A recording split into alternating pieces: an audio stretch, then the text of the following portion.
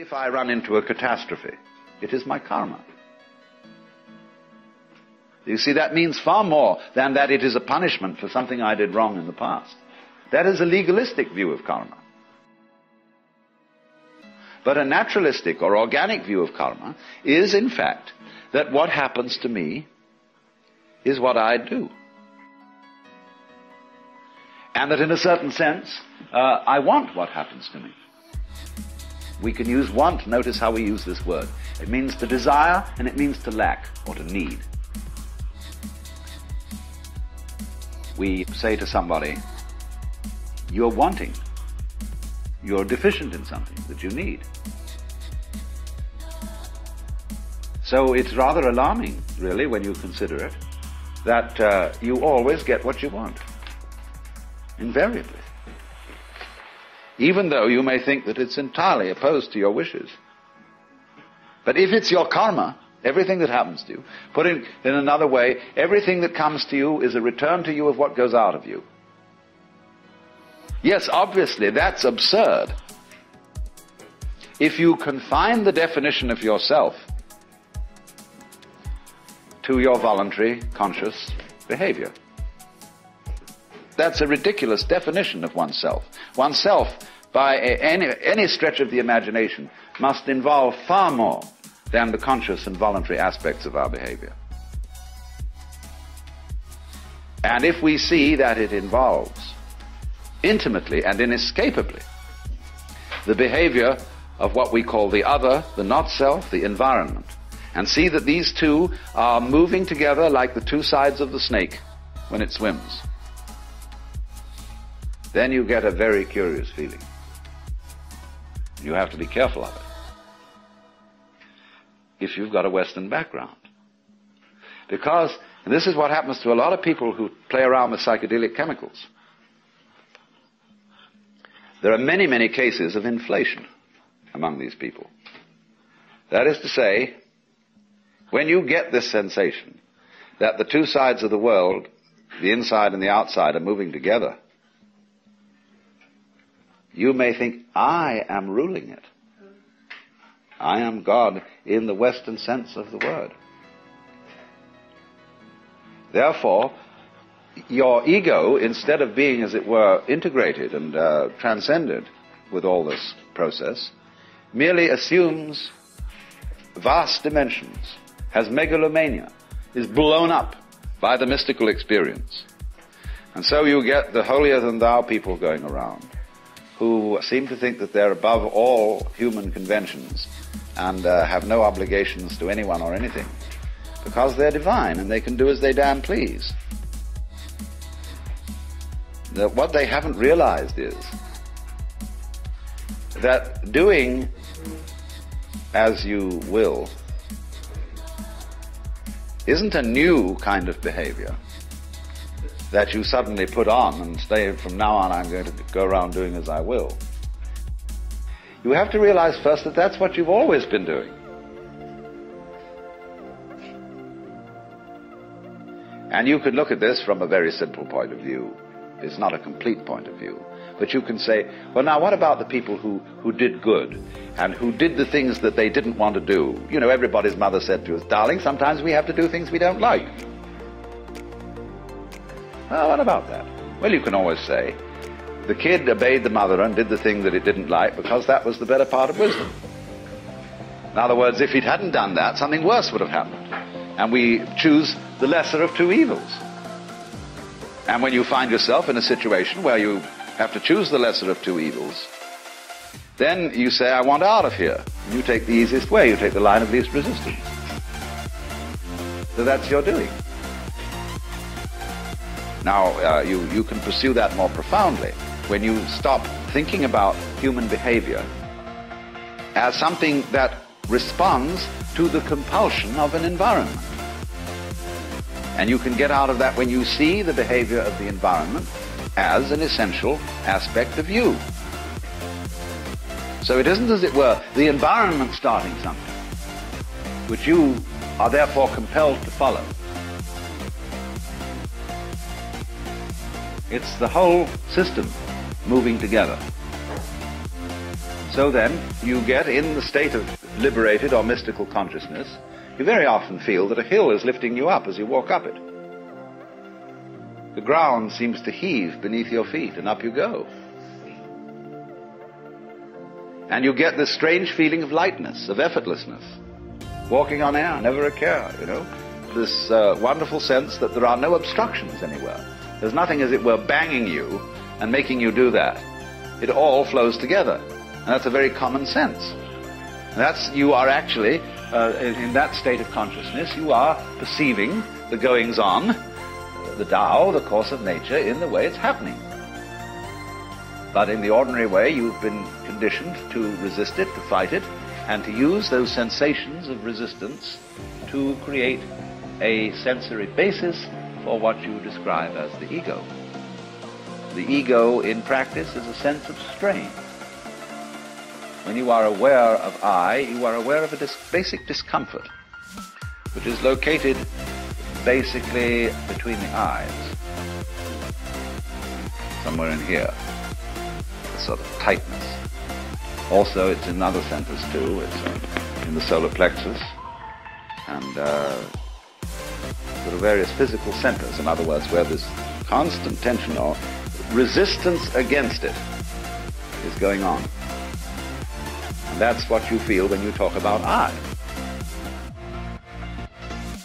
When that tension ceases, you discover immediately that the separate ego has disappeared, and that what I refers to is simply the total panorama of experience, everything that's happening. That's I. Obviously, I don't know all of it, because I can't inspect all of it with my radar, with my conscious attention. That would be a ridiculous undertaking, to know everything in that sense. We know it in a much better way, as we know how to grow hair and open and close our hands. So, this point of view can be understood if we clarify the initial problems we have about it. And I suppose the first problem is, if we accept the notion that everything that happens to us is our own karma, our own doing, then we have to be very careful of, shall we say, the devil of omnipotence, of inflation, of feeling that your ego is what is in control of all this. And the second thing is, if you think then that everything that happens to everybody is what they really want to happen, then you can absolve yourself from any qualms about being unkind to someone, because you could say, well, the unkindness I did you was what you really wanted, wasn't it? You know that business about the responsibility of the person who gets murdered for getting murdered? There is a curious sense in which a lot of people go around looking for trouble. Freud pointed out quite correctly the psychology of accident-prone individuals. They seem to be attracting trouble like lights attract moths. And we're all doing that, but we manage to remain unconscious of it, so that we can praise and blame and play the game which says, that's not my fault, that's your fault. And so we go around apportioning faults to everybody. Because if we're going to apportion praise for what the good things people do, you can't make praise mean anything unless you also go around blaming. Praise and blame go together. Supposing everybody was acting in a praiseworthy way, and we praised everybody for everything, they'd get tired of it. They wouldn't even notice it anymore. So long as you're going to get a kick out of being praised, you've got to go around blaming too. It's very simple. But if you see the folly of that praising and blaming are just creating each other, then you don't praise and you don't blame. You just dig the whole thing. And that's why, when we encounter very great sages, you never hear them blame people, and they very rarely praise anyone. You try to start gossip in the presence of such a person, and you make a derogatory comment about someone. It's as if you had thrown a rock into a well and heard no splash. And a funny feeling. Because that you get no response. You get no agreement. And if you praise somebody, there's also likely nothing to be said. Except perhaps some remark that, of course, you're praising the beloved in all its manifestations. And this disconcerts some people terribly. I've always noticed that real sages never gossip, never criticize persons. And because they understand so well. The French saying, tout comprendre, c'est tout pardonner.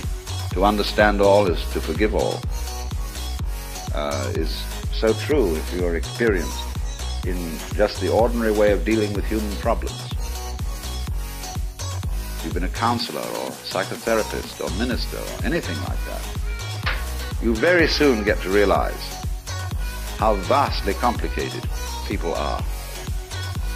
And to see that they really are in the messes they're in, not because of anything, but that's the way it is. And you stop blaming people, and because you don't blame people, you have open ears, and people come and seek your advice. They don't want to come to someone who's a counselor who will bawl them out. It's like dentists who simply accept the fact that people really don't take care of their teeth, and realize that the job of a dentist is precisely to look after people who can't be bothered to take care of their teeth. That's why he's in business. So a good dentist doesn't bawl his patients out because they didn't do this, that, and the other. Just accept it. Same with doctors. They know perfectly well that nobody's going to live by the rules of health. And they're very vague as to what they are. And, there's every kind of theory about how you ought to live, what is healthy, but they change in fashion. And you ought to eat this kind of diet in 1921. By the time it's 1930, they've changed their ideas altogether. And by the time it's 1960, it's back again to a mixture between 1921 and 1894. Something like that. You see, it's always changing. So, while the rules that are not so... You see, if they were all absurd, it would be easy. But they're not all absurd. There's some truth in it, always. But nobody's ever quite sure. So the function of healers and doctors and so on is just to do what can be done to stop the mess getting too messy. And they must accept it as that. That's their job. If I were healthy, say to the doctor, I wouldn't need you. So you're in business.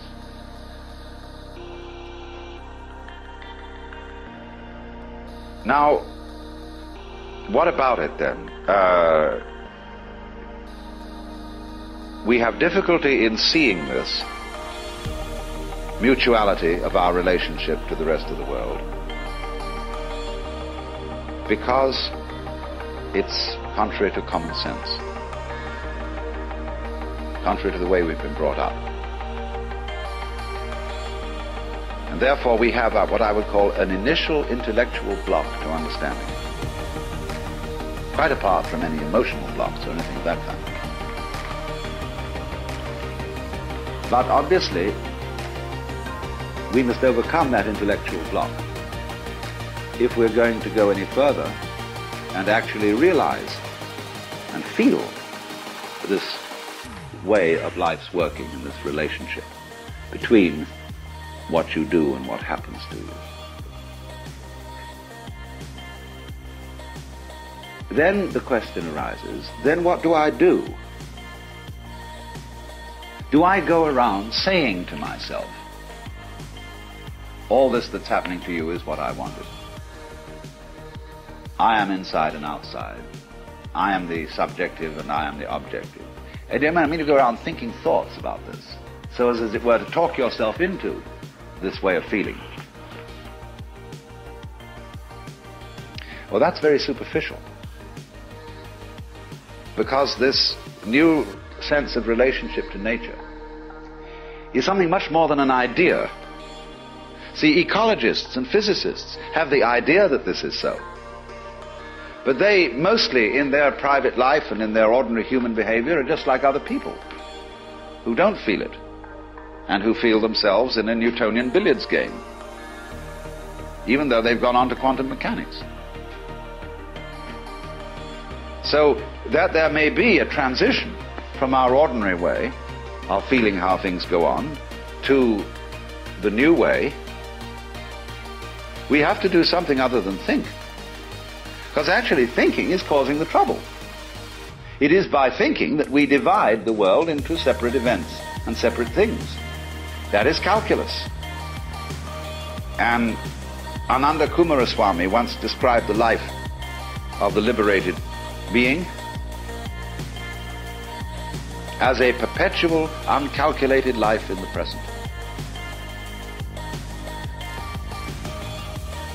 And you say, wow, I don't think I could do that. That saying of Jesus in the Sermon on the Mount, be not anxious for the morrow, the uncalculated life. If God so clothed the grass of the field, will he not much more clothe you, faithless ones?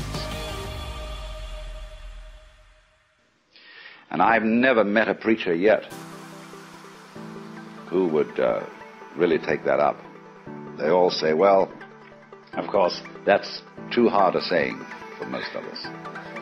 It's not practical. Everybody has to take thought for the morrow and calculate.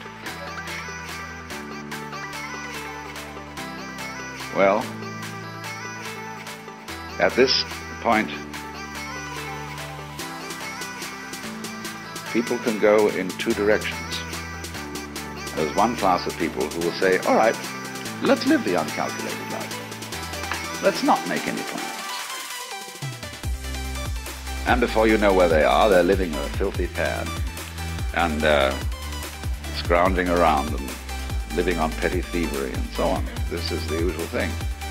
This is got into it the wrong way. The first thing to do is, just as I said,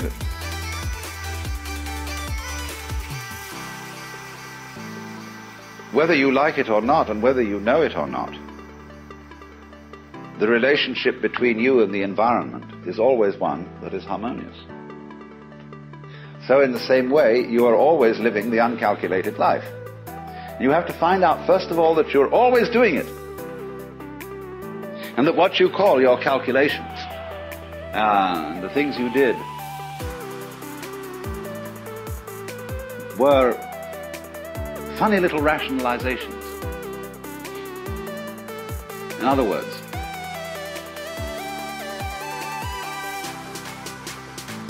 your ego has about as much control over what goes on as a child sitting next to its father in a car with a plastic steering wheel that is turning the car the way Daddy drives it. Because, as I pointed out, most of the functions, most of the goings-on in you, around you, the circumstances of life, have nothing to do with your ego at all. And you don't even know why you make up your mind to do certain things. We know superficially, we have few ideas. It's like when you enter into a marriage, you have really no control over its outcome, in the ordinary sense of ego control. You've taken a colossal gamble in which you've involved enormous complexes of patterns. And maybe it'll come out all right if you don't interfere with it too much. You know, it's like Oppenheimer said, it's perfectly obvious that the whole world is going to hell. And the only possible way we might stop that happening is not to try to prevent it. You know, all these wars are started out by people who think that they're helping someone, that it's going to make things better.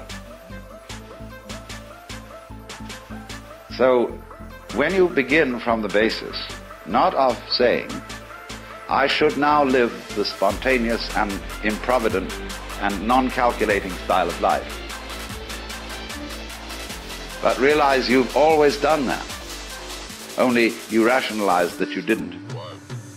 You always did what you wanted to do. Basically. Only you said sometimes it was my duty. But you preferred a conception of yourself as someone who always does his duty. That flattered you.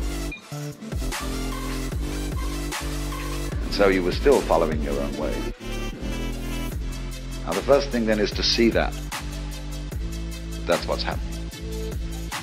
So that you don't think, well, now there is some special thing I have to do to understand this harmonious relationship between the individual and the world.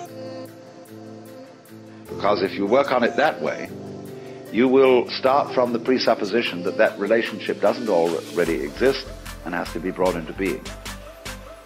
The thing is, it doesn't have to be brought into being. It's there. But now when you see that that's so, it obviously starts to make a difference. You do behave in a different way. But the behavior, the new kind of behavior that is a result of a transformation, is not forced behavior. When you try to imitate the way a saint behaves, you have made a forced change, and you know all forced behavior is phony. It's like someone saying, I love you, I love you, I love you, when you don't. You feel you ought to, but you don't really. And there's something, it doesn't ring true. Well, think of the poor Lord, listening to all the prayers of all those people saying, I love you, Jesus. And he knows they don't. They're just saying this because they think they ought to. And they're very trying. So, whenever you do a thing like that, you see, you make a forced change. Now, if the change is to happen in the same way that a seed at proper season breaks open and sends up a shoot, see, it comes from the whole force of life itself. Now, when you see that without your having to do anything, see, you are living the uncalculated life, and you're only pretending you're calculating it and arranging it, then, as it were, you will have a grasp of the total situation. And you can allow it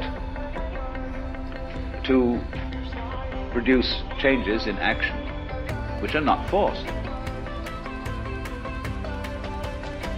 So this is why there is always a trend in every kind of spiritual doctrine which says something about grace,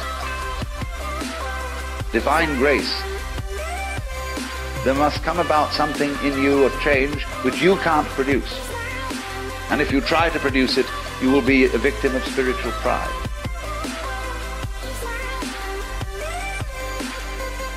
But on the other hand, all teachers are universally saying, you've got to make an effort.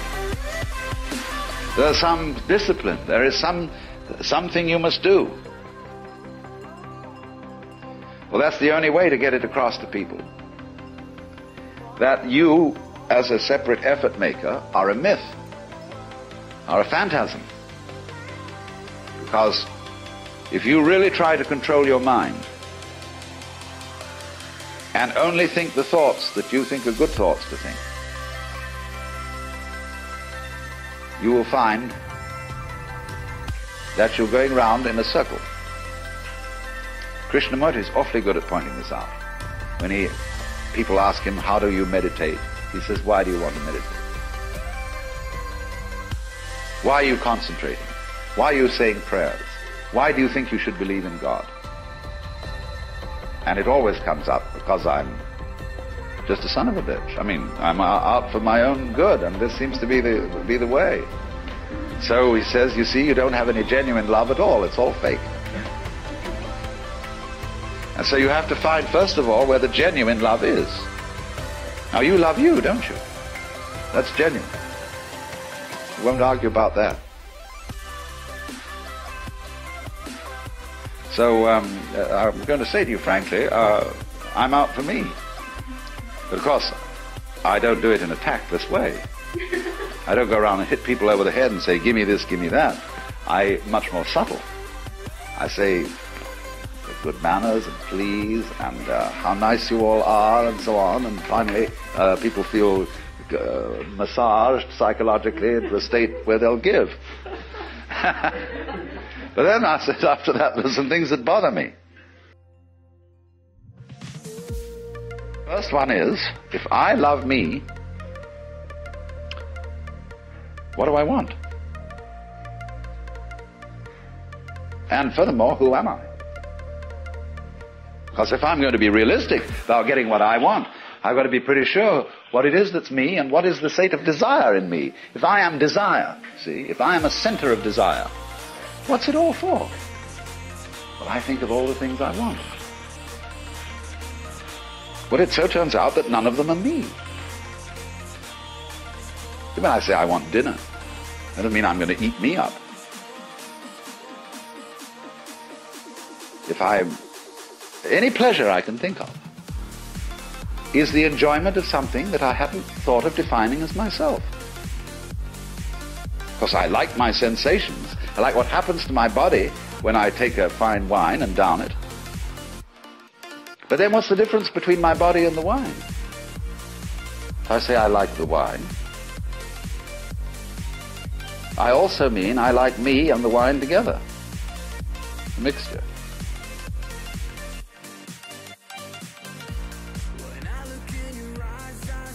But then I don't eat you or a friend or a lover in the same way as I drink wine. I live in association and like this.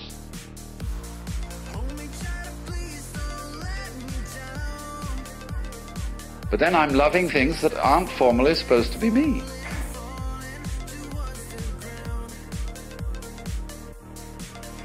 And as I go into it, in other words, as I investigate what I mean by me, I find that I can't put any limits on it. That I cannot experience me without you, or without the other.